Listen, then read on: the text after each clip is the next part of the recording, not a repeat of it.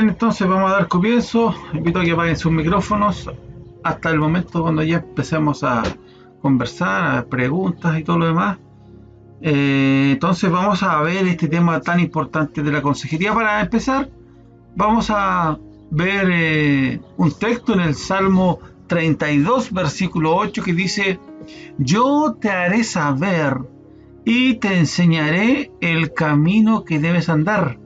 Te aconsejaré con mis ojos puestos en ti. Salmo 32:8, un hermoso texto que nos habla, por supuesto, de la enseñanza, de cómo andar, ¿no es cierto? Y también de aconsejar. Fíjense que la consejería, tanto en el ámbito pastoral, tanto en el ámbito de familia, en el ámbito del liderazgo, se da casi a diario.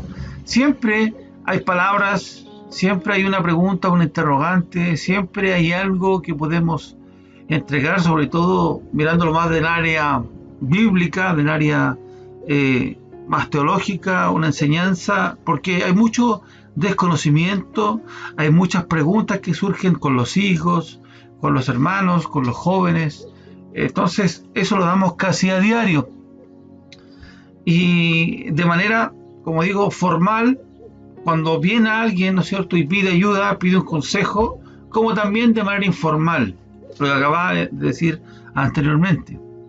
El pastor, por ejemplo, predica el domingo, pero aconseja durante toda la semana.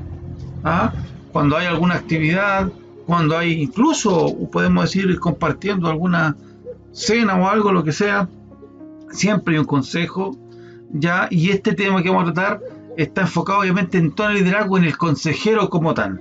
Porque cualquiera dirá, pero, o sea, este es un tema pastoral. No necesariamente, pero sí tiene que ver grandemente, pero puede ser también, por ejemplo, un líder de jóvenes, que está constantemente con sus jóvenes que tienen muchos interrogantes, sobre todo en este tiempo.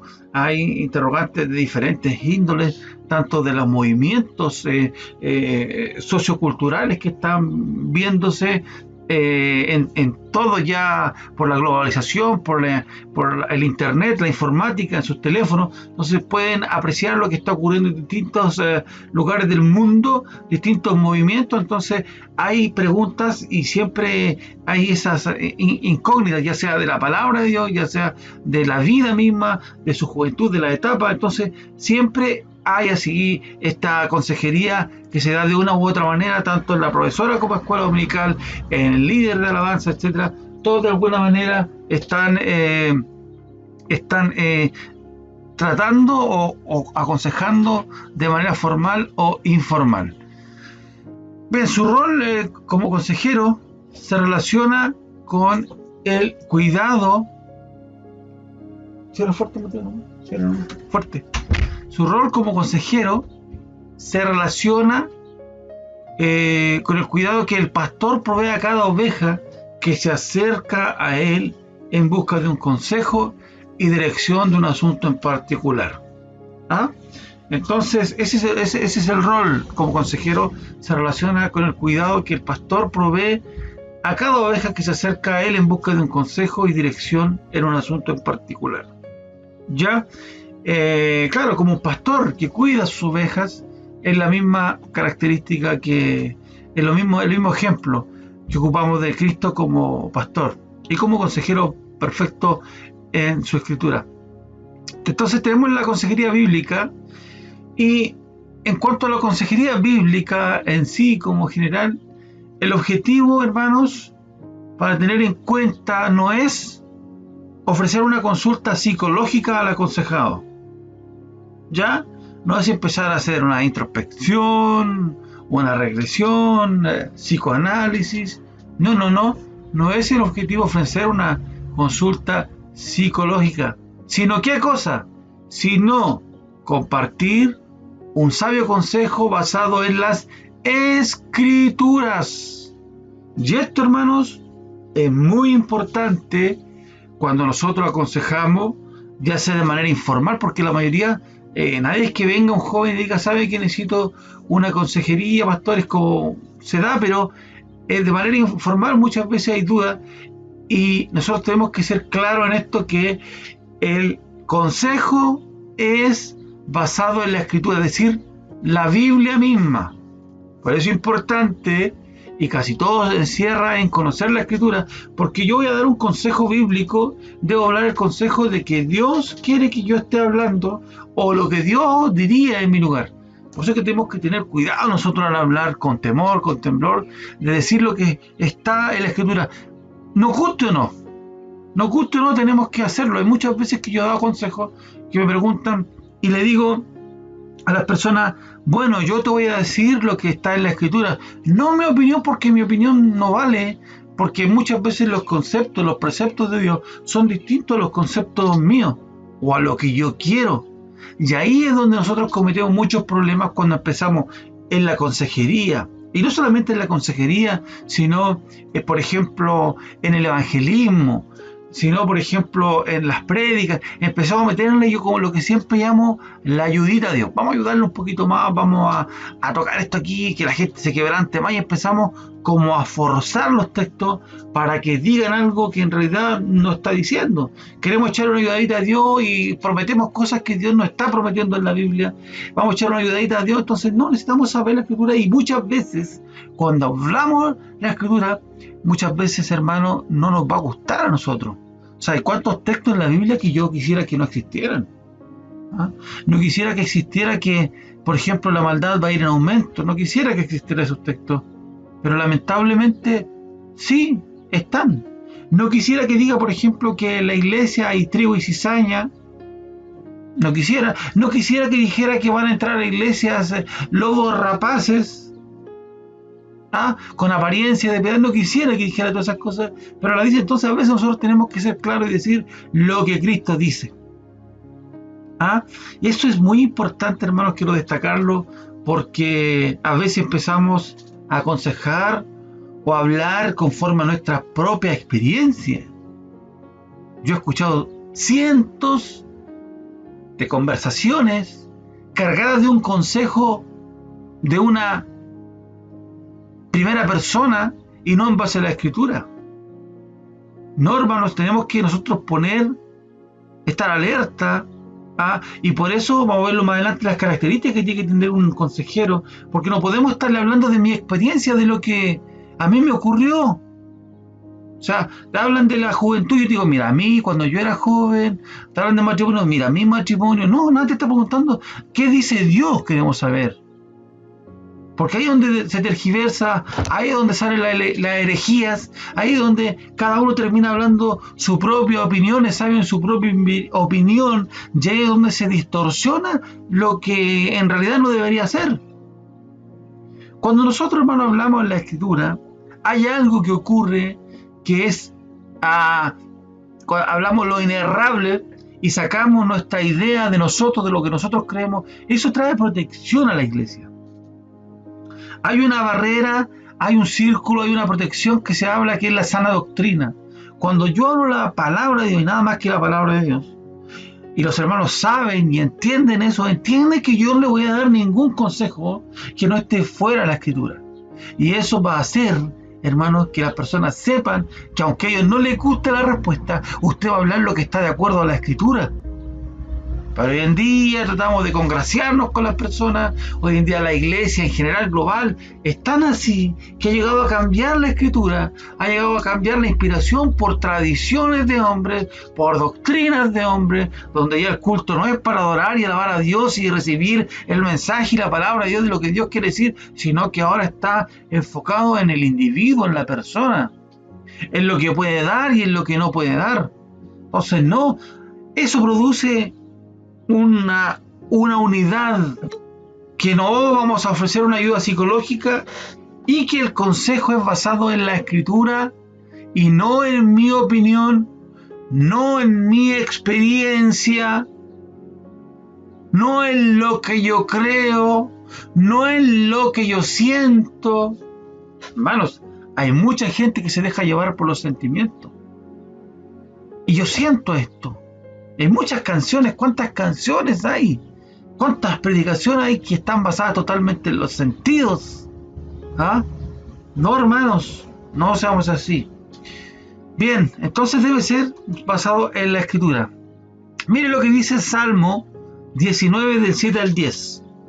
La ley de Jehová es perfecta. O sea, no necesita nada más. Aunque nos duela la palabra de Dios, pero eso es lo que tiene que hacer, porque la palabra de Dios penetra hasta partir el alma y el espíritu. Tiene que ser enterrado con toda, hasta el fondo, decía John MacArthur, desenvainada y entrar hasta el fondo, hasta que parta el alma y el espíritu. La única forma de que haya arrepentimiento, lo demás es consentimiento, y muchas veces se consienta a la gente. Entonces, cuando es pecado, es pecado. No que sí, tal vez, puede ser, no. No dejémonos de niñezas, de niñerías, y hablemos las cosas como son, hermano. En la iglesia hay que hablar las cosas como son a nivel global. Si a usted le piden un consejo, hablemos la palabra de Dios. Si Dios nos habla en la Escritura, nosotros recibámosla como tal. La ley de Jehová es perfecta, que convierte el alma. El testimonio de Jehová es fiel, que hace sabio el sencillo. Mire qué tremenda palabra. Sabio el sencillo. Los mandamientos de Jehová son rectos y alegran el corazón. El precepto de Jehová es puro, que alumbra los ojos. El temor de Jehová es limpio, que permanece para siempre. Los juicios de Jehová son verdad, todos justos. Deseables son más que el oro y más que mucho oro afinado, y dulces más que la miel y que la que destila del panal. Hermanos, un tremendo texto, claro, que habla de que la ley de Dios es perfecta. Amén. Entonces no le echemos la ayudadita, hermanos. Hay que partir por eso, por esa base de nuestra experiencia. Nos sirve nuestro testimonio. Sí, va a sensibilizar un poco a la persona, pero nadie es cambiado ni salvo por un testimonio, sino a través de la palabra de Dios. La palabra de Dios es capaz de hacer lo que estamos viendo todo esto al mismo tiempo en una persona. Todo lo que vamos a leer. Hacer sabio el sencillo, recto el corazón, etcétera, etcétera. Fíjese que, hermanos, y esto es preocupante, que la falta de confianza en la palabra de Dios es la causa de que muchas personas sean referidas al psicólogo para tratar cosas que tienen que ver con el alma que con el simple comportamiento humano. Entonces hay muchas cosas, hermanos, que es la falta de confianza en la palabra de Dios. Hay muchos ejemplos que podríamos dar. Por ejemplo, donde Dios dice que no nos dejará ni nos desamparará, que siempre estará con nosotros hasta el fin. Es una palabra, es una promesa de Dios, pero muchas veces la tomamos como letra y no la hacemos propia. Entonces, cuando andamos solos, a lo mejor en alguna calle, o algo nos ocurre, ya nos desesperamos y caemos en la desesperación porque no tenemos la confianza en la palabra de Dios. Entonces, a veces tenemos el libro, la Biblia, pero no nos hacemos parte de la palabra de Dios, no la comemos como tal, no la vivimos como tal. Entonces muchos problemas tienen que ver por la falta de confianza en la palabra de Dios. Sí, dice eso, pero empezamos con el pero. Puede ser, tal vez. Dice, sí, que el gozo viene del Señor, sí, pero necesito otra cosa. Entonces muchas cosas tienen que ver con la falta de la confianza en la palabra de Dios. Hermanos, una pregunta: ¿qué es la consejería bíblica? Bueno, hermanos, primeramente tenemos que aclarar que la consejería bíblica debe reunir ciertos requisitos o contar con determinados ingredientes para poder ser considerada como bíblica. ¿Ya? Y vuelvo a recalcar, hermanos, aquí lo que es la consejería bíblica, no psicológica, no de mi opinión, no de mi experiencia, no de lo que creo, no de lo que siento, no de las estadísticas, no de lo que la mayoría quiere, no, porque la ley de Jehová es perfecta. Amén. Bien, entonces, a continuación ofreceremos una definición práctica de consejería bíblica más que una definición académica. Bien, la consejería bíblica es el proceso a través del cual un creyente maduro, y aquí ya nos empieza a dar luz esta definición, que un creyente maduro contribuye al crecimiento emocional y espiritual de un hijo de Dios. Aunque estemos dando alguna consejería de manera informal, que alguien nos preguntó, la consejería bíblica como tal, como ese proceso donde va la persona a pedir un consejo derechamente al pastor o a un líder, debe ser una persona madura, una madurez espiritual, no un niño, no en alguien que no es maduro. A alguien maduro debe usted preguntarle. Esa persona va a contribuir al crecimiento emocional y espiritual de un hijo de Dios. ¿Bajo qué? Vuelvo a repetir, bajo la autoridad de la palabra de Dios y a través de la sabiduría, que la sabiduría es la palabra en acción y guiada por el Espíritu Santo. Entonces, el proceso, debe ocurrir en el contexto de la comunidad cristiana, dentro de la comunidad cristiana, y la meta es que el aconsejado pueda ver la vida por encima del sol. ¿Se acuerda que el otro día hablamos nosotros de Salomón? Y una de las cosas que hablamos, no hay nada de nuevo bajo el sol.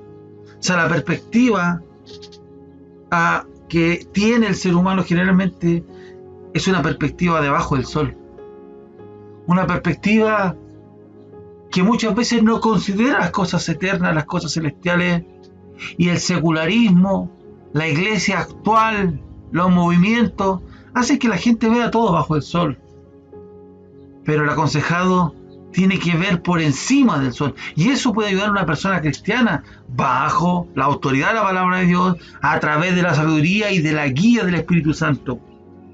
Que lo vea por encima del sol con la perspectiva eterna y reaccionar ante ella de una manera que glorifique a Dios mientras crece a la imagen de Cristo. Qué buena definición, hermano, de lo que es la consejería. O sea, la consejería no es llegar y hablar por hablar. No es llegar y alguien dice, oiga, necesito consejería. Sí, empezamos. Hablar. Ni siquiera escuchamos. Ni siquiera tenemos empatía. Empezamos a hablar y a desparramar. Sacamos de aquí y de allá. Y la persona se va igual. No, hermanos. Escuchemos a la persona. ¿Ah? No, escuchemos, seamos maduros. Si no somos maduros, no podemos dar un consejo. Y nosotros tenemos que evaluarnos. Es decir, ¿soy madura para hablar de esto? ¿Manejo esto? ¿Cómo está mi vida? ¿Ah? Esto no es para cualquiera. Aunque sí podemos hacerlo, debemos prepararnos. Cada uno debe prepararse porque en algún momento alguna persona le va a pedir algo de manera informal. Alguna persona le va a preguntar en el colectivo, en la micro, le va a decir, ¿qué significa esto? Y usted no puede decir, mira, yo creo, porque a mí me pasó, cuando yo una vez sentí esto. No, hermano, hablemos de lo que Dios está diciendo en su escritura. Pero, hermano, avancemos. Entonces vamos a trabajar con esta definición y vamos a analizar, hermanos, que en primer lugar, cuando hablamos de consejería bíblica, debemos partir de la premisa de que el aconsejado es un creyente. Eso es lo primero.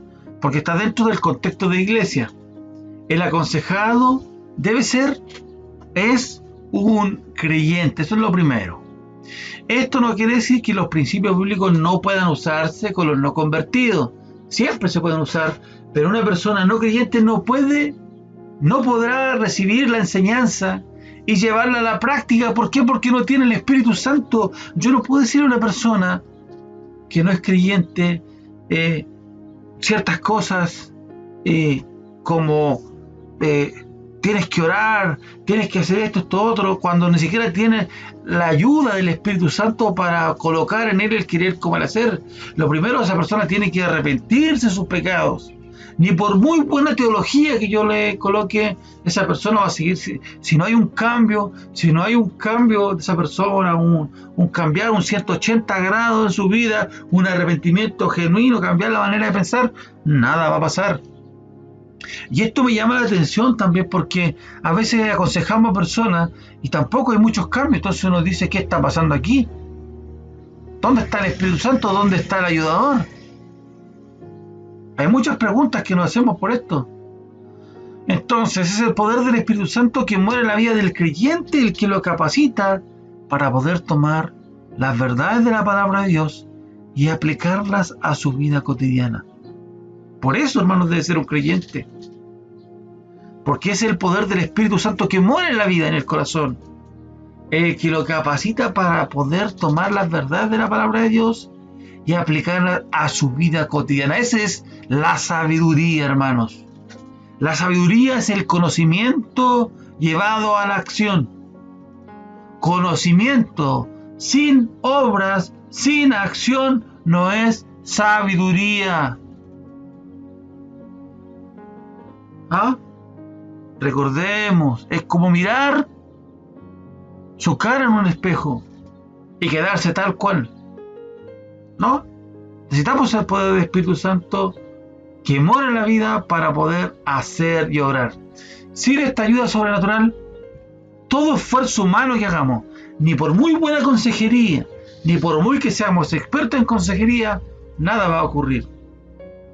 Porque la consejería dada a un incrédulo, esa sí que tiene que tener un corte evangelístico. Si alguien llega a decir, y no es cristiano, lo primero que tenemos que decir que debe arrepentirse, que debe cambiar su manera de pensar, que no desperdicie el momento que Dios le está dando, y esa es la consejería a un incrédulo, pero debe ser a un creyente. Lo segundo que podemos inferir dentro de esta definición es que en la consejería bíblica es el Espíritu Santo el consejero por excelencia. Y aquí volvemos a repetir que tenemos que menguar nosotros, morir nosotros y que hable Cristo por medio de nosotros. El Espíritu Santo. Él, el Espíritu Santo, inspiró las Escrituras. Él ilumina las Escrituras. Iluminar es dar esa perspectiva especial a las Escrituras, donde el texto salta, donde descubrimos verdades que solamente el Espíritu Santo nos puede dar a través de la santidad. Él concede el querer como el hacer, Filipenses 2:13, el creyente, y es el mismo Espíritu el que da sabiduría al consejero para guiar al aconsejado. Entonces, el Espíritu Santo es el consejero por excelencia. El Espíritu Santo es la clave a la hora de llevar a la práctica las enseñanzas de la palabra de Dios. Sin el Espíritu no se puede llevar a la práctica. Es imposible. Porque necesitamos el Espíritu Santo para orar. Juan 14:26 dice, pero el Consolador, el Espíritu Santo, a quien el Padre enviará en mi nombre, Él os enseñará todas las cosas y os recordará todo lo que os he dicho. Claro, porque el Espíritu Santo, porque la palabra de Dios va cargada con la omnipotencia, con el poder de Dios, con la dinamita. Mis palabras, dice Jesucristo, son espíritu y vida. Entonces por eso es lo que cambia y lo que transforma. Él nos va a enseñar a través de su palabra.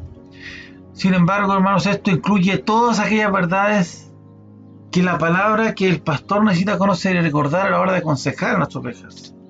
Él nos va a recordar con su sabiduría, a usar la sutileza, a usar las palabras precisas en el momento oportuno para conocer y recordar a la hora de aconsejar las necesidades. Por otro lado, es el Espíritu de Dios el que convence al creyente de pecado. Él es el que convence de pecado. La palabra de Dios, la que cambia, lo que transforma, por medio del Espíritu Santo, el que convence de pecado, de justicia y de juicio. Nuestras palabras, ni por muy bonitas que sean, si no van cargadas con el poder de Dios, si no es el Espíritu Santo que habla, hermanos, no va a ocurrir nada. Si el consejero es un hombre de Dios, El Espíritu Santo que mora en él iluminará su mente y lo dirigirá para saber cómo confrontar, exhortar, guiar o animar a las ovejas. Sí, porque con nuestra sabiduría carnal, animal, diabólica, no podemos hacer nada.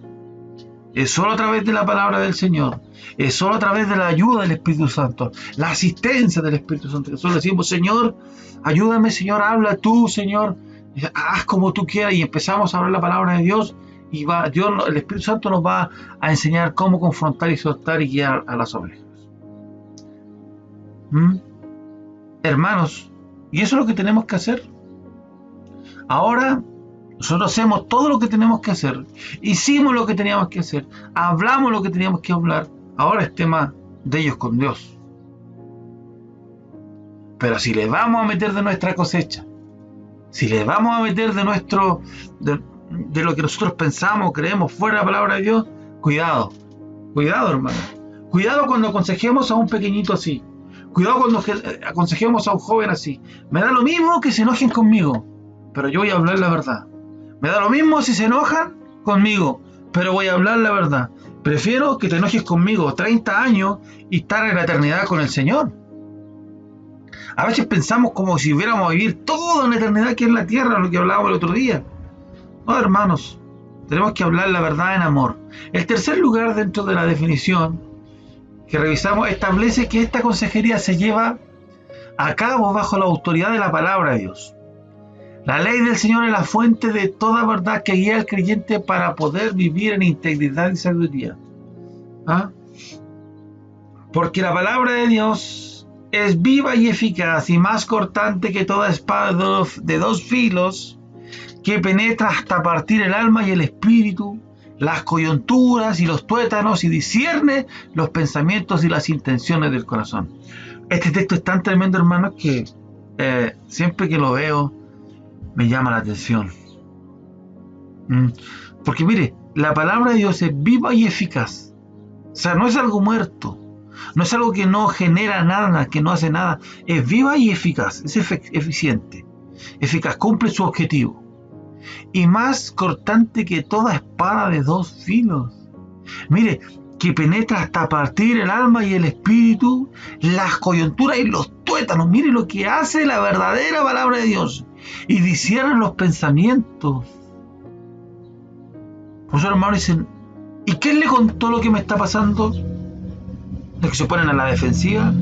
¿Quién le contó lo que me está ocurriendo a mí? Oye, el pastor me está predicando a mí del púlpito. Y las intenciones del corazón. O sea, es tremendo, hermano, lo que no necesitamos nada más. Por eso se lleva a cabo bajo la autoridad de la palabra de Dios. No le coloquemos una ayudita a Dios. Dios no quiere ayudita. Seamos portavoces de su gloria, de su palabra. Hermanos, hermoso texto, ¿o no? ¿Está de acuerdo conmigo? Pero mire, esto hace la verdadera palabra de Dios. Cuando no es la verdadera palabra de Dios, vamos a ver lo que ocurre. O vamos a ver el mismo texto. Se me está ocurriendo ahora esta cosa. Mire, porque la palabra de Dios es viva y eficaz. Entonces, si no es la palabra de Dios, no es viva ni eficaz.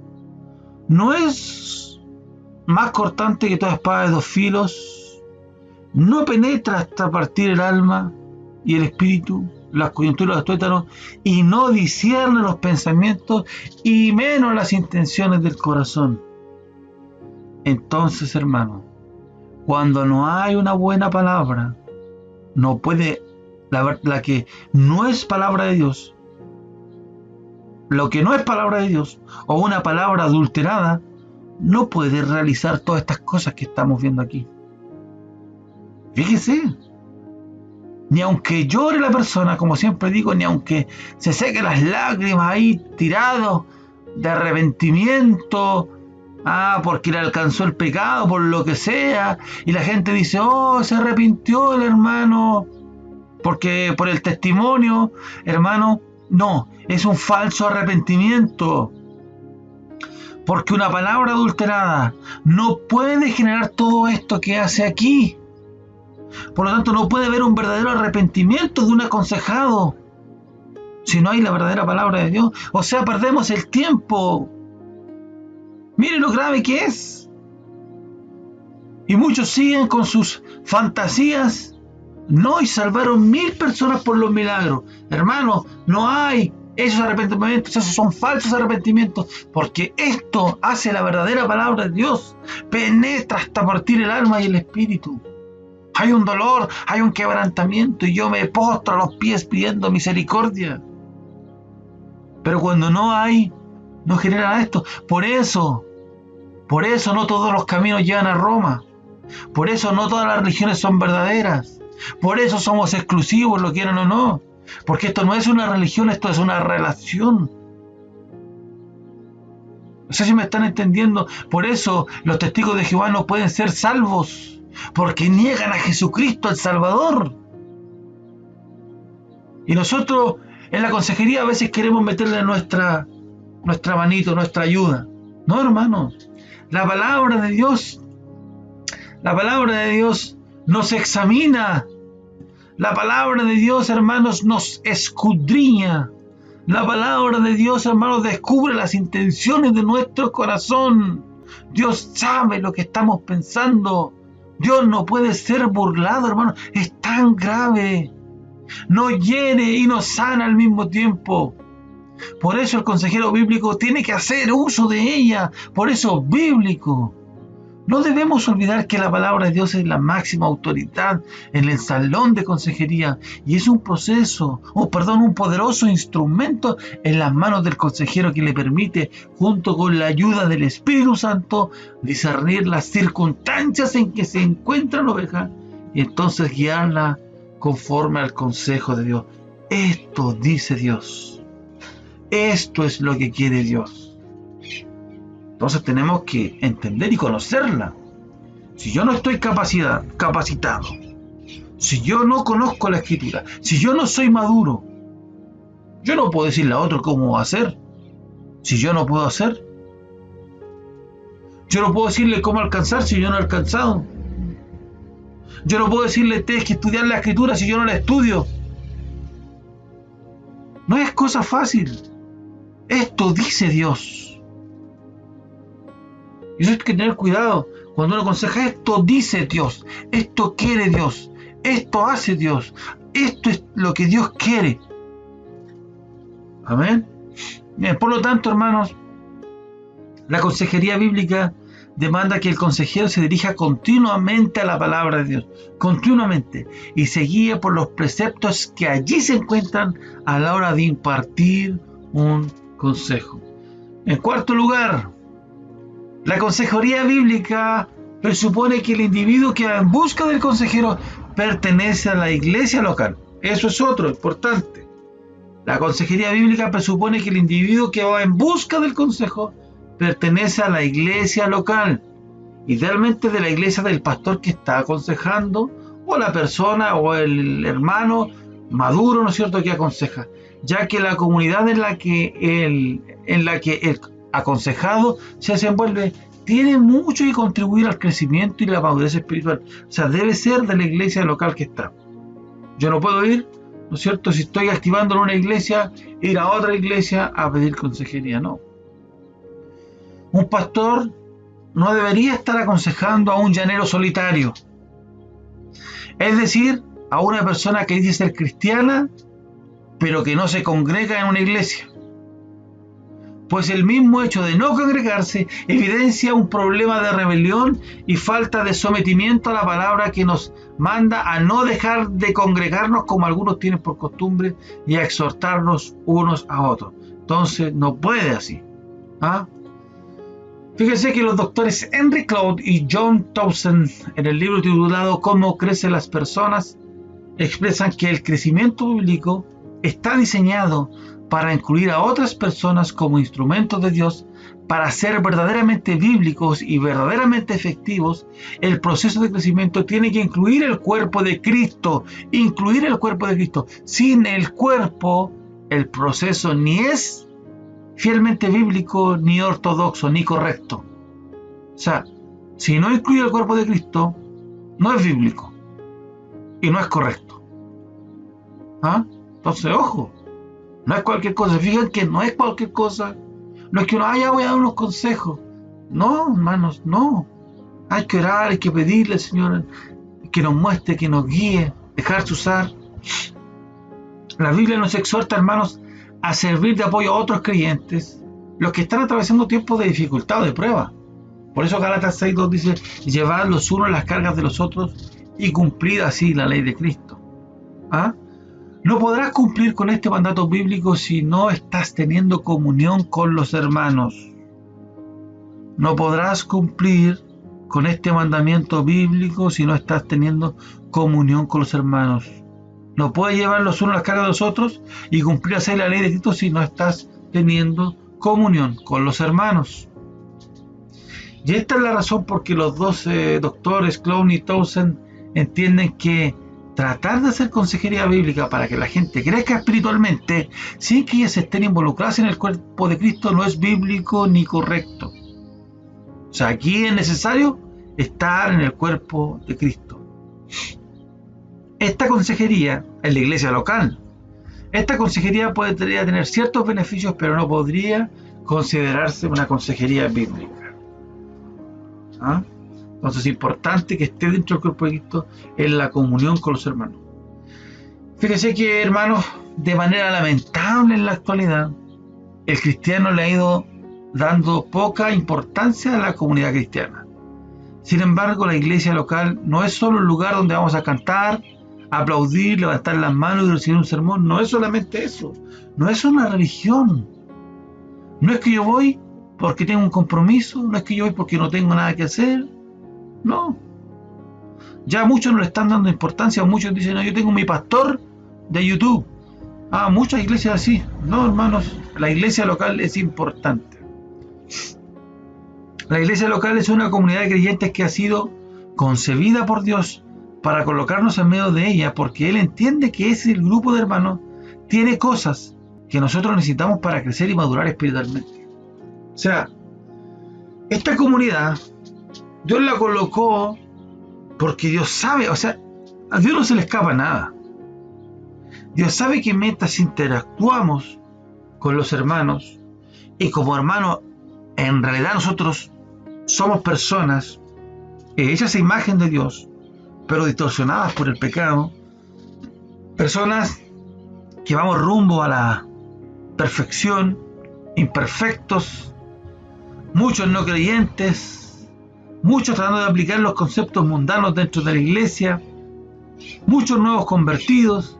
Entonces nos encontramos que hay una revuelta muchas veces en la iglesia, y Dios entiende que eso es necesario para crecer y madurar espiritualmente.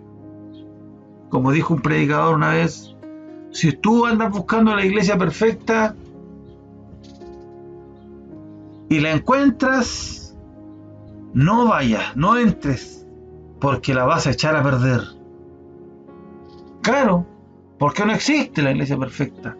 Porque está hecha de personas imperfectas. Es perfecta como institución, como cuerpo de Cristo, como viva, pero está lleno de gente imperfecta. Entonces por eso necesita Dios animarnos la expresa allí muchas veces.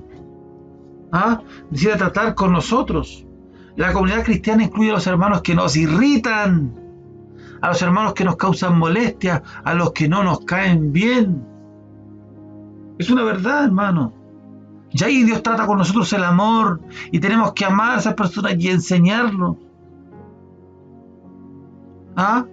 Esa persona que pareciera que nunca entendiera, que le hablamos. Todos ellos son parte de nuestro proceso de santificación, y a la vez todos somos parte del proceso de crecimiento para ellos. O sea, no solamente que ellos a nosotros, sino nosotros somos parte de ellos. Claro, porque nosotros no somos perfectos. Sí, pero somos sabios en nuestra propia opinión. Sí, vemos la viga de la paja de los ajenos, pero no vemos la viga que tenemos nosotros. Examinémonos un poco nosotros, pues Dios entiende que nosotros tenemos algo que aportar a sus vidas también. Examinémonos nosotros. Como siempre digo, el problema es que a veces decimos, no, aquí está mal, y es que esto no está, el mensaje, no sé, Y esto es algo global, esto es algo de toda la iglesia, no estoy hablando de una iglesia en particular, estoy hablando de la iglesia global, macro, la iglesia cristiana. ¿Ah? Muchos niños cristianos, mucho infantilismo. Queremos cambiar a los otros, pero no nos cambiamos a nosotros mismos. Queremos decirle, no, es que este hermano, que este hermano, que este hermano. Y Dios, ¿cuántas veces nos mira a nosotros? ¿Cuántas veces nos ha perdonado el Señor? ¿Cuánta misericordia tiene el Señor nuevas cada mañana con nosotros? Ni Pablo, hermano, era capaz de decir eso, sino que decía, mírelos con amor, como si yo fuera aquel pecador. Así, hermano, debemos ver nosotros. El quinto lugar, el pastor necesita necesita ayudar al aconsejado a entender que la circunstancia en la que él o ella se encuentra puede incluso ser horrible y dolorosa, como la pérdida repentina de un ser querido, no escapa al control soberano en lo absoluto. Hermanos, sea lo que sea que atravesemos, que atravesaremos o que el aconsejado atraviese, puede ser muy duro, muy horrible, que tal vez no se lo damos ni a nuestro peor enemigo. Puede ser algo terrible, como la pérdida de un familiar. Hermanos, debemos entender que Dios tiene control de todas las cosas, que Dios es soberano, que Dios hace como Él quiere. Y eso es lo que el pastor necesita, ayudar al aconsejado a que entienda esto. Que a veces no entendemos la mente de Dios, que de manera también amorosa y pastoral, el consejero debe conducir al aconsejado a reconocer y aceptar que no importa cuál sea la situación que le ha llevado a pedir ayuda, la misma no tomó por sorpresa a Dios, ni sucedió porque Él no estaba atento a la vida de su hijo. Él está atento, Él sabe lo que hace. Y eso es lo que yo le decía antes, ver desde la perspectiva de sobre el sol y no debajo del sol. Las cosas no se salieron de su control, por suerte que no. Esto, hermanos, es importante, porque el concepto de que la oveja tenga sobre el carácter y los atributos de Dios cambiará la manera de esa persona interpretará los hechos de su vida. Es importante, porque el concepto que tenga la oveja sobre el carácter y los atributos de Dios cambiará la manera de cómo esa persona interpretará los hechos. Como dijimos delante, por encima del sol. Desde una perspectiva divina, mirarla como desde una perspectiva divina y eterna, por encima del sol, viendo más allá, como Cristo mismo lo vio ahí, el gozo delante de Él, sufrió la cruz, Hebreos 12:2. Es muy distinto a verlas por debajo del sol, desde una perspectiva terrenal y finita. Fíjese que en el caso de José, por ejemplo, cuando sus hermanos se acercan a él, amedrentados, pensando que José iba a tomar represalias contra ellos por haberlo vendido como esclavo, imagínense lo que ocurrió. ¿Qué hizo José, sin embargo? Les dijo, vosotros pensasteis hacerme mal, pero Dios lo tornó en bien, para que sucediera como vemos hoy y se preservara la vida de mucha gente. Eso habla Génesis 20:50. Con una perspectiva por debajo del sol, los hermanos de José pensaron, nuestro hermano se va a vengar de nosotros. Pero viendo las cosas por encima del sol, José responde, no teman, no estoy airado con ustedes, porque Dios permitió esto para la salvación de toda una nación. Entonces es importante, hermanos, que la oveja pueda ver estos atributos y el carácter de Dios por encima del sol. Que Dios tiene un plan y un propósito que a veces a nuestra mente no logramos entender. pero sus planes son eternos, sus planes son perfectos. Con cierta frecuencia, las ovejas llegan a la consejería enojadas contra Dios, o quizás atravesando experiencias difíciles que son fácilmente pudieran terminar haciendo que se enojen contra su creador si no tienen la perspectiva correcta. Llegan molestos y no entendemos, pero ¿por qué me va mal en todo? No entendemos por qué me va mal en los negocios y empezamos a alegar contra Dios y vemos cómo el impío prospera, por ejemplo. Vemos cómo nos cuesta tanto tener ciertas cosas y llegamos así, de esa manera. En estos casos, el consejero debe ayudarle a enfocar su mirada en los propósitos eternos de Dios. Porque hay algo, nada se mueve si no es su voluntad. Hay algo que Dios quiere hacer detrás. Hay algo que Dios está forjando detrás. La idea es que las ovejas lleguen a conocer, a reconocer que si estuvieran toda la información que Dios tiene, si pudieran hacer todo lo que Dios es capaz de hacer, ellas habrían orquestado los eventos de su vida de la misma manera. Pues la voluntad de Dios es buena, agradable y perfecta. Si tuviéramos toda esa información, seguramente haríamos lo mismo. Decir que nosotros hubiéramos orquestado las cosas de una manera totalmente diferente implica que nosotros nos creemos más sabios y más benevolentes que Dios y por lo tanto capaces de orquestar nuestras vidas de la mejor manera. Pensar de esta manera es una necedad. Dios sabe por qué hace las cosas, pero a veces nos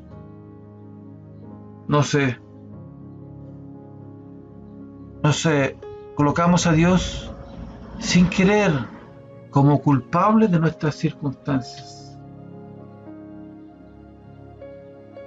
Así es. Así ocurrió desde el jardín del Edén. ¿Se acuerdan cuando Adán y Eva estaban en el jardín del Edén? ¿Qué has hecho?, le dijo Adán. ¿Y qué le dice Adán? La mujer que me diste. La mujer que me diste. O sea, le está diciendo, en otras palabras, te equivocaste, pues Dios. Tú me la diste, o sea, tú eres el culpable de esto. Y así el hombre se excusa. De la misma manera, no, yo lo haría de esta manera. Y la gente del mundo dice, yo haría de esta manera. Si Dios es tan bueno, ¿por qué permite la maldad y el sufrimiento? Si Dios es tan bueno, ¿por qué no hace esto? ¿Por qué no hace esto otro? Si Dios es tan bueno, ¿por qué no prospera? Si Dios es tan bueno, ¿por qué? ¿Por qué empezamos? Hermanos, en sexto lugar, el consejero debe tener en cuenta que el objetivo final de la consejería no es resolver el asunto que ha llegado a la oveja a la consejería, no es de resolverlo, no, sino que el aconsejado pueda salir del proceso glorificando a Dios y reflejando que antes, más que antes, la imagen de Cristo. Qué hermoso. Eso es. Que pueda levantar su mano y decir, gloria a Dios por lo que estoy atravesando, gloria a Dios, Señor, perdóname, porque tú eres soberano, tú eres Dios de amor, tú tienes pensamientos de bien, tú tienes pensamientos no de mal hacia mí, tú tienes un plan, tú tienes un propósito y glorifico a Dios y reflejo la imagen de Cristo. Eso es lo que tiene que llegar. El crecimiento emocional y espiritual de la oveja es la meta del consejero bíblico, el crecimiento emocional y espiritual. Hermanos, ¿de dónde nacen los problemas? Una pregunta importante. Algunas causas principales donde los problemas se originan, y el consejero debe estar atento de esto para poder ayudar a las ovejas. Primero, el primer problema de donde nacen los problemas es la separación de Dios, que lo vamos a ver cada uno. 2, también la ausencia o distorsión del conocimiento de Dios. 3, la orientación de la vida de cada persona.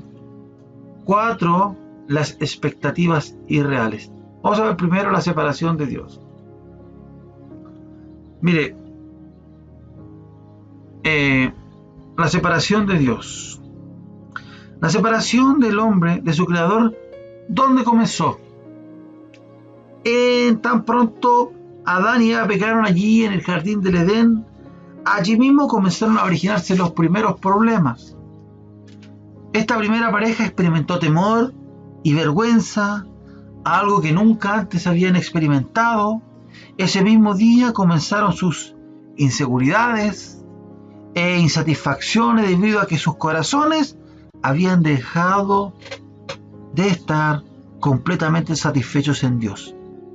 Por tanto, muchos de los problemas del hombre traídos a la consejería no son más que el fruto de un corazón insatisfecho, que está tratando de encontrar la satisfacción en este mundo en vez de encontrarla en Dios, quien ha prometido ser la fuente de nuestra satisfacción. Fíjese qué interesante esto, hermanos, porque claro, mucha gente está buscando a raíz de esa separación encontrar la satisfacción en este mundo, aún dentro de las iglesias, aún dentro de las posiciones, aún dentro del pastorado, aún dentro de un cargo, aún dentro de la alabanza, mire lo que estoy diciendo, aún dentro de la iglesia con los pactos que se hacen financieros, que están lejos de ser bíblicos, aún dentro de eso, aún de las declaraciones. O sea, estamos tratando de encontrar la satisfacción en este mundo y no en Dios. Y ese es el primer problema que trajo la separación. Tratamos de encontrarle, de buscar eso en lo que hacemos aquí en la tierra. O sea, lo que hacemos nos demuestra en realidad que no estamos buscando encontrar satisfacción en Dios, sino en las cosas de la tierra. Entonces, uno de esos es el problema, la separación. La separación de Dios creó nuevas necesidades. A partir de ese momento, entonces, necesitamos todas las personas a sentirnos aceptados y aprobados. Entonces, todo lo hacemos para sentirnos aprobados, para sentirnos aceptados en un grupo social, en Facebook, aún dentro de la iglesia, para sentirnos aceptados y aprobados. Eso fue lo que trajo la caída. Acompañados. Y por eso cuando empezamos a mirar todas estas cosas y llegamos a la iglesia y nos damos cuenta y decimos, ay, pero es que no me siento acompañado, no me siento aceptado, y empezamos a ver que estamos buscando esta satisfacción en el mundo muchas veces, que no somos entendidos, que necesitamos ser entendidos, que necesitamos ser amados. Fíjese todo lo que estamos necesitando del hombre, ya no a Dios, sino que empezamos a nosotros ser el centro de todo. Que necesitamos ser respetados, que necesitamos ser honrados, que necesitamos ser independientes, que necesitamos ser atendidos, que necesitamos ser necesitados, que necesitamos ser valorados, que necesitamos ser apoyados. Entonces todas estas cosas, hermanos, nosotros empezamos a ver y claro, nos sentimos así. Y en el matrimonio necesitamos sentirnos apoyados, necesitamos ser queridos. En la iglesia es lo mismo. Por eso tenemos niños, porque no han tenido el carácter, porque no saben que la iglesia vive en medio del desierto, hermano. ¿Cuánta diferencia hay de la primera iglesia, de los primeros siglos, que cantaban al Señor, que no se quejaban mientras veían a los leones que venían a comérselos? Hoy en día, puras niñerías. Pues tenemos que cambiar nosotros que estamos aquí, madurar, crecer, formarnos al carácter de Cristo. Cristo sabía que estaba en la cruz. Sí sabía. Pero el cual por el gozo puesto delante de él sufrió la cruz, menospreciando los pobres, y se sentó a la diestra del trono de Dios. Hermanos, y esto nunca va a parar. La consejería va a estar allí. Estas necesidades, hermanos, son agravadas cuando las personas sustituyen a Dios en la búsqueda de eso. Buscan cualquier cosa, cualquier medio. Quiero ser aceptado, bueno, voy a cantar el mundo, pero como me va a ver en el mundo, entonces voy a cantar para Dios. ¿Cuántos cantantes cristianos que se han sido seculares se vuelven al cristianismo buscando la fama y se han vuelto atrás por lo mismo? Porque no les fue tan bien como ellos querían, porque están buscando una satisfacción terrenal, porque siguen adoran a Dios, pero por el aplauso, y muchos se enamoran de la adoración. Adoradores de la adoración. Por esta razón Dios declaró sobre su pueblo en Jeremías 2:13, porque dos males ha hecho mi pueblo, dice Dios. Me dejaron a mí fuente de agua viva y cavaron para sí cisternas rotas que no tienen agua. Que el Señor nos ayude, hermanos. Que el Señor nos ayude. Y este es el primer problema. El segundo problema es la ausencia o distorsión del conocimiento de Dios. En el año, claro, es la distorsión del conocimiento de Dios.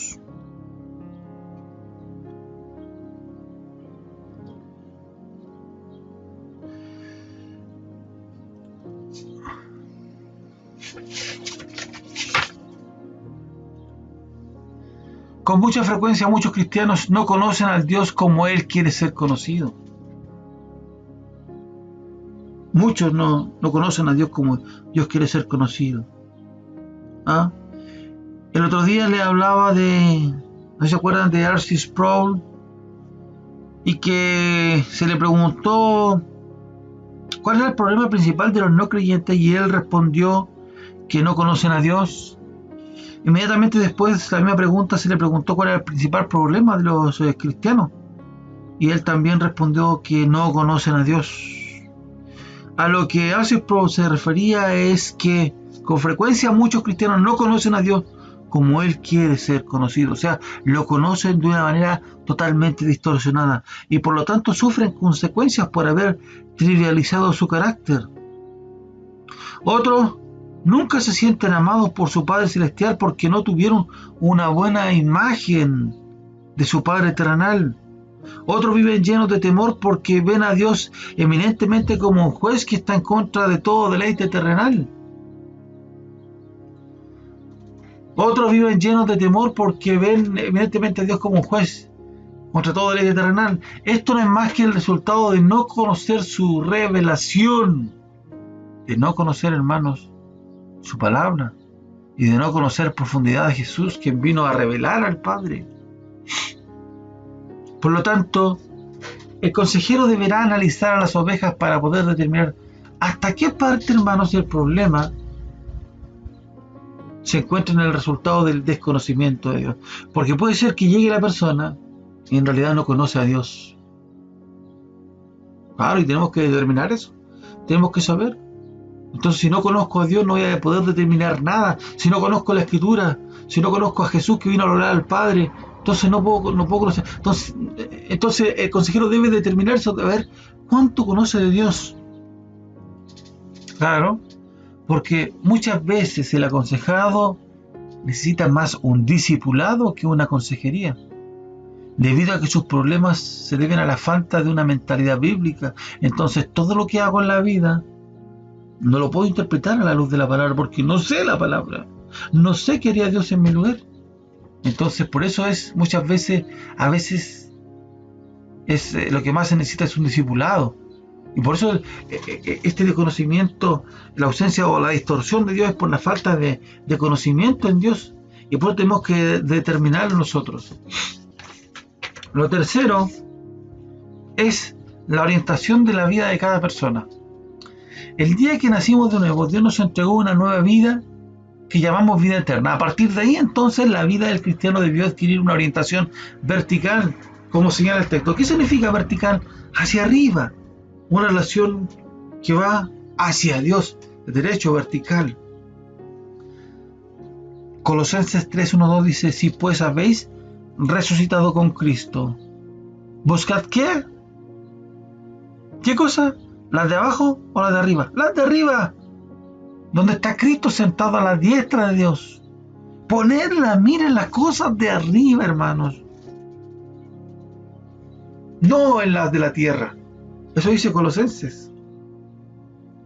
Lamentablemente, hermanos, la mayoría de los creyentes continúan buscando las cosas de este mundo. Las mismas cosas que buscaban antes para sentirse satisfechos y realizados. Las mismas. En otras palabras, hermanos, la orientación de su vida sigue siendo horizontal y no vertical. No buscando las cosas de arriba, sino las de la tierra. Muchas iglesias se han encargado de eso. Muchas iglesias, de que pongan su mirada en las cosas de acá y no conforme a la piedad, como dice Timoteo. La vida eterna que nos entregaron no puede ser vivida con los valores de una vida temporal y terrenal. No pueden ser vividas así, hermanos. No podemos vivir el cristianismo con esos valores. De ahí grandes insatisfacciones se pueden observar. Ay, que no me va bien. Ay, que me va mal. Ay, que mi esposo me habló áspero. Ay, que en los negocios me va mal. Ay, que no puedo congeniar. Y empezamos así, porque estamos mirando todo de la manera terrenal, temporal. Hermanos, cuando Dios tiene una mirada sobre, por eso digo yo, miremos sobre el sol lo que Dios quiere hacer. Múltiples estudios han demostrado que el estilo de vida de muchos cristianos, por lo menos denominados evangélicos, no difiere en nada del estilo de vida de muchos no cristianos. O sea, pasamos caladitos, pasamos iguales, no nos damos cuenta. No nos diferenciamos en nada, porque estamos con los mismos valores, estamos buscando lo mismo que nosotros, peleando lo mismo que nosotros y no nos identificamos de que somos extranjeros y peregrinos en este mundo. Cierto es cierto, entonces tenemos la explicación a muchos de los problemas. El vivir una vida eterna con valores de este mundo. Nosotros nacimos de nuevo. En ese instante fuimos regenerados por el Espíritu Santo y el Espíritu Santo vino a morar en nosotros. A partir de ese momento se supone que nuestras vidas deberían comenzar a ser reorientadas hacia la eternidad debido a que nuestra ciudadanía cambió de la terrenal a la celestial. Ya no somos ciudadanos de este mundo. Si siendo ciudadanos de otro mundo, insistimos en vivir esta nueva vida en Cristo con los valores de nuestra vieja ciudadanía, no dejaremos de cosechar las consecuencias. ¿Sabes? Lo que nos pasa, las consecuencias porque tenemos nuestra mirada en los valores de aquí, nuestra mirada en las cosas terrenales y no en las de la tierra. Leemos la Biblia como un libro más. Vamos a la iglesia como ir a un partido de fútbol. Todo lo trivializamos. ¿Ah? Todo. De la manera de dar a la iglesia, de la manera de sembrar, de ofrendar, de la manera de entregar mi tiempo, en la manera de enseñarle a un niño, en la manera de dar. Se nota, hermano, se nota. Se nota más en los abrazos, se nota en los saludos, se nota en la enseñanza. Estamos viviendo muchas veces con los valores equivocados. Otro punto que tenemos de esto, del origen de los problemas, son las expectativas irreales. Este es un mundo caído, por lo tanto todo de este mundo es incompleto, insatisfactorio, insuficiente y disfuncional. Eso tenemos que tenerlo claro.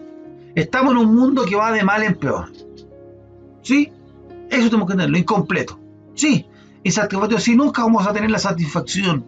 Siempre nos va a faltar, totalmente disfuncional. Eso tenemos que tenerlo claro. El Señor Jesucristo, cuando estuvo aquí en la tierra, hermano, no tuvo las cosas que en su humanidad quizás hubiese deseado tener, o aún las que merecía tener. Él no tuvo los mejores discípulos, gente que lo traicionó, que lo entregó, etcétera, etcétera. No tuvo las mejores circunstancias, no tuvo los mejores jueces cuando fue juzgado de manera injusta. Sin embargo, hermanos, Él jamás perdió el gozo ni su enfoque, porque la orientación de su vida fue siempre vertical. Muchos de nuestros anhelos tendrán que ser llenados en la eternidad futura, no acá. En la eternidad futura, no busque llenarlo acá. En el cielo estaremos completos, con Cristo estaremos completos. No busque acá, porque muchos tendrán que ser llenados en la eternidad futura. Si pensamos que todo va a ser resuelto ahora, tenemos un gran problema. Si nos predicaron que todos nuestros problemas van a ser solucionados, que vamos a tener un matrimonio feliz, sin problema, eso es una mentira, hermanos, porque Dios trata nuestro carácter muchas veces en nuestro matrimonio, va moldeando, pero nosotros queremos sacarle el cuerpo a eso, en nuestras relaciones, en la iglesia. No, muchos de nuestros anhelos tendrán que ser llenados en la eternidad. Algunas de nuestras lágrimas tendrán que ser secadas en esta vida, mientras que otras tendrán que ser secadas en la eternidad venidera. Porque en el mundo tendréis aflicción, hermanos. Romanos 8:18 dice: pues tengo por cierto que las aflicciones del tiempo presente no son, escuche bien, hermanos, las aflicciones del tiempo presente no son comparables con la gloria venidera que en nosotros ha de manifestarse. Decida usted dónde va a buscar esta saciedad. ¿Dónde va a querer llenarse? ¿Cómo va a querer llenarse? Hermanos, no son comparables. No son comparables, tenemos que tenerlo claro. Los consejeros para saber dónde vienen los problemas. Y estas cosas son donde vienen los problemas, hermano. Estas son las cosas donde vienen los problemas. Por el origen, por la separación de Dios. Por la ausencia o distorsión porque no conocemos a Dios, por la orientación de la vida de cada persona y por las expectativas irreales. Es que yo creía que todo se iba a solucionar, que me iba a ser millonario porque Dios bendice, si yo daba, Dios me iba a bendecir. Entonces empezamos así, no, expectativas irreales.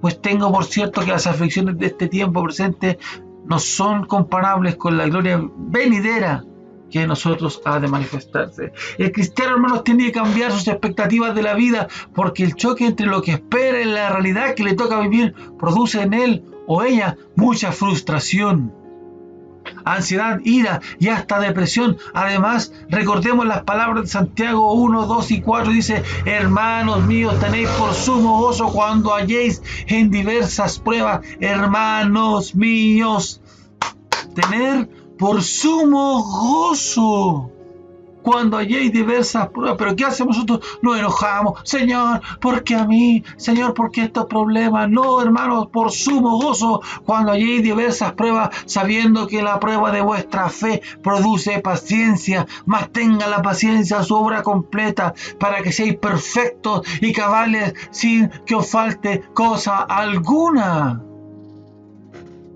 El cristiano tiene que cambiar sus expectativas. Tenemos que cambiar nuestras expectativas. Ser iglesias todoterreno, ser hermanos todoterreno. En el desierto no importa dónde ande, Dios está conmigo hasta el fin. Tenemos que cambiar, hermanos. Tenemos que cambiar. Y muchos nos vamos a encontrar con cristianos así y que tenemos que hacerles ver. Y cambiar nosotros primero para cambiar a otros. Si no, no va a funcionar. ¿Ah? Claro. Tenemos expectativas y si no se llenan, nos vamos a frustrar. Pero no podemos frustrarnos. Ahí no es normal. En el mundo tendremos aflicción. Sí, hermanos, es normal. Hermanos, aceptación y gratitud son dos cualidades que el cristiano necesita cultivar como el antídoto ante los problemas de la vida. Acepto lo que Dios me da, lo acepto. Y le doy gracias a Dios. Porque no voy a ser el mismo. Porque viene la prueba, sí. Sí, viene. Estoy ahí. Pero no voy a ser el mismo. Sea como sea. Yo he cumplido. El otro día le decía a un hermano, ¿cuántas veces lo hemos visto en problemas terribles? Y hoy miramos atrás y le decimos: gracias, Señor, porque tú lo hiciste una vez más y lo vas a seguir haciendo. Acepto, porque hay un plan detrás que no logro comprender muchas veces con mi mente finita, porque nosotros vemos solamente lo que está revelado en su escritura y vemos así como un espejo, dice la Biblia. Lo aceptamos. Necesitamos aceptar lo que Dios ha permitido en nuestras vidas, hermanos. Y necesitamos dar gracias a Dios por las múltiples bondades en nosotros. Lo que pasa es que nuestro problema a veces tapa lo bueno. O sea, al despertar en la mañana siempre le digo: Señor, gracias por tus misericordias que son nuevas cada mañana. Cuánta misericordia ha tenido el Señor con nosotros. Cuánta misericordia ha tenido Dios con nosotros. Y a veces nosotros tenemos el descaro de exigirle a Dios. No, hermano. Somos criaturas, somos barro en las manos del alfarero, es Dios. Ah, pero no somos reyes sacerdotes. Sí, pero Él es Rey de reyes y Señor de señores. Hermanos, este es un énfasis que el pastor debe hacer desde el púlpito continuamente en las reuniones de consejería. Hermano, acepta y alaba a Dios.